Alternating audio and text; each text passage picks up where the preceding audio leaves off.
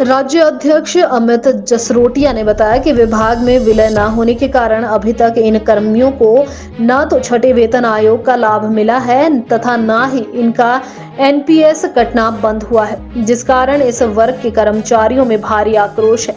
वित्त विभाग बार बार अनावश्यक आपत्तियां लगा रहा है, जिसका सरकार भी संज्ञान नहीं ले रही है।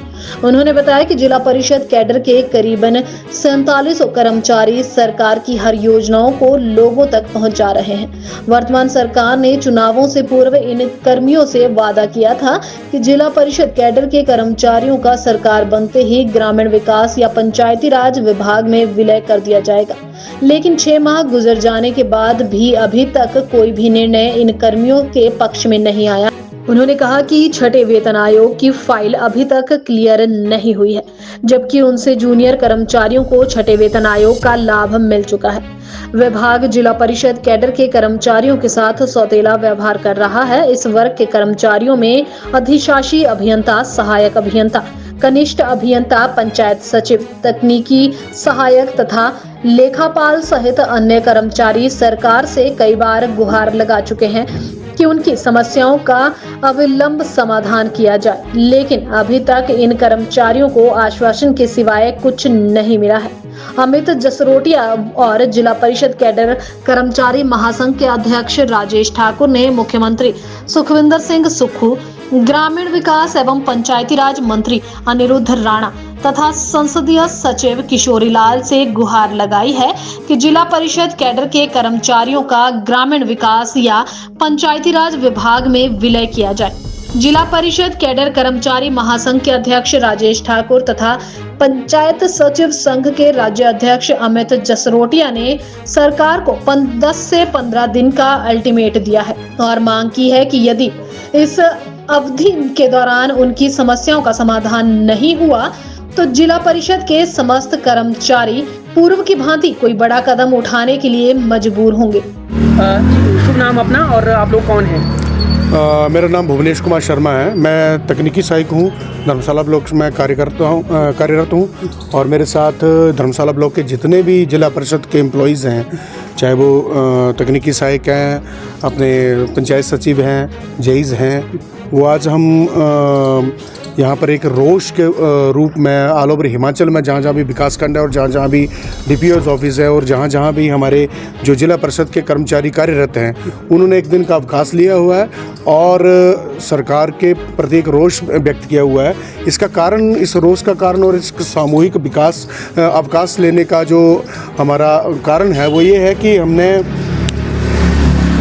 आज तक पहले भी पिछली सरकार में हमने स्ट्राइक की थी, 10-11 दिन का एक आंदोलन किया था और सरकार ने हमें कोई भी कोई आश्वासन नहीं दिया, कोई हमारी मांग नहीं पूरी की।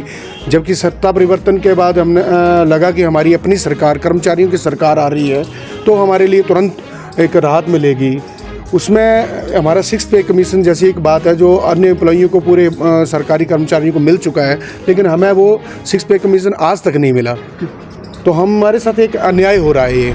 और हमारी सबसे बड़ी जो समस्या है, जो हमारा समस्याओं का मूल कारण है, वो है कि हम विभाग में मर्ज किया जाए। हमें पंचायती राज विभाग में या फिर ग्रामीण विकास विभाग में, जिसमें भी सरकार को उचित लगता हो, जिसमें भी वो कंफर्ट महसूस करते हो, उसमें लिया जाए ताकि हमारी ये सारी समस्याएं सॉल्व हो जाएं। हमारे अपने आप हमें कभी आंदोलन नहीं करना पड़ेगा। हमें 6 पे कमीशन स्वतः लागू होगा या कोई भी वित्तीय लाभ स्वतः लागू होंगे। हमारे एम्प्लॉइज़ को अगर कोई डेथ हो जाती है, कोई मेडिकल की बात आती है, वो स्वतः ही एक एम्प्लॉय को जो दे होते हैं वो स्वतः लागू हो जाएंगे। आप कितने साल हो गए? मुझे अगर मैं अपनी बात करूँ तो मुझे 21 साल हो गए हैं। मैं 2001 का अपॉइंटी हूँ। हमारे साथ 99 के अपॉइंटी हैं, 99 के अपॉइंटी हैं, उससे भी वो हैं। इनको किस मद हमें पे मिलती है? जिला परिषद से हमें ये कंसीडर करते हैं। वैसे तो हमें कहने को तो ये सरकारी कर्मचारी मानते हैं, लेकिन जैसे हमारे कोई भी और वित्तीय लाभ, जैसे हमने 6 पे कमीशन की बात की, क्या एक सेक्रेटरी एक पंचायत सचिव बन के ही रिटायर हो जाएगा? क्या एक टेक्निकल असिस्टेंट बन के ही रिटायर हो जाएगा? तो कुछ ना कुछ प्रमोशन चैनल होना चाहिए। आदमी कब तक 35-40 साल एक कुर्सी पे नौकरी करता रहेगा, एक ही डेजिग्नेशन पे नौकरी करता रहेगा।